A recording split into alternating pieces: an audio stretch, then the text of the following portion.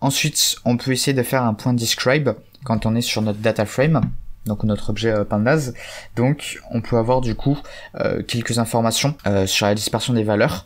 Donc bon, count c'est pas très utile, mais par exemple les moyennes, les écarts types aussi. Donc les écarts types pour voir la dispersion des valeurs. Donc plus c'est petit, plus ça veut dire que c'est centré autour de la moyenne. Donc là vous voyez par exemple que le glucose, il y a quand même un écart type qui est quand même plutôt grand. L'insuline encore plus, 115, donc ça veut dire que c'est vraiment pas du tout centré autour de la moyenne. Enfin les valeurs sont très dispersées par rapport à la moyenne, donc c'est toujours intéressant d'avoir des informations là-dessus. Et là vous le voyez de toute façon avec par exemple l'insuline, donc le minimum c'est 0, le maximum c'est 846.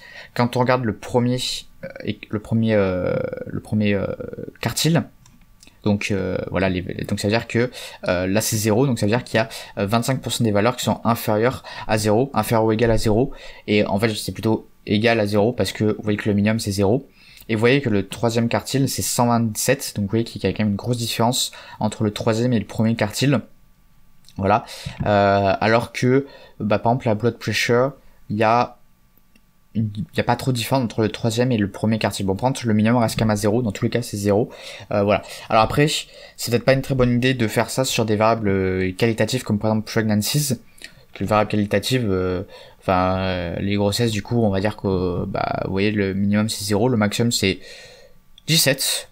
Ça me paraît beaucoup, mais soit, ok, ça me paraît vraiment beaucoup, mais du coup bon voilà, après c'est toujours pas mal, c'est vrai quand même pour la moyenne et l'écart type, on voit qu'on est sur une moyenne de 3,8. alors en fait ce qui est un peu bizarre, là du coup on est un peu sur l'analyse de données, sur un peu de la réaction, sur un peu de la critique on va dire, pour essayer de savoir ce qui est intéressant, ce qui est moins intéressant. Mais on a pregnancies, mais on n'a pas le sexe, donc du coup c'est on pourrait comme se dire en fait qu'au final pregnancy c'est peut-être pas super utile, bon déjà parce que je sais pas si il y a vraiment un lien entre le diabète, enfin s'il y a une corrélation entre le diabète et le nombre de grossesses, mais surtout que du coup en fait on prend pas en compte le sexe, et peut-être qu'il y a une différence aussi, donc du coup c'est peut-être bizarre aussi de mettre pregnancies.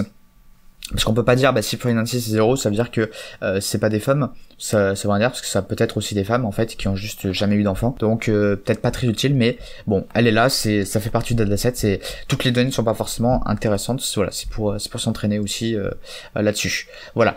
Donc du coup, afficher des données comme ça fait des données un peu brutes, donc ce qui est pas mal, c'est d'essayer aussi de les visualiser. Alors après, l'affichage est un peu long, donc faut scroller un peu horizontalement. Mais là, ce qu'on va faire un peu plus de la visualisation. Donc j'ai fait quelques visualisations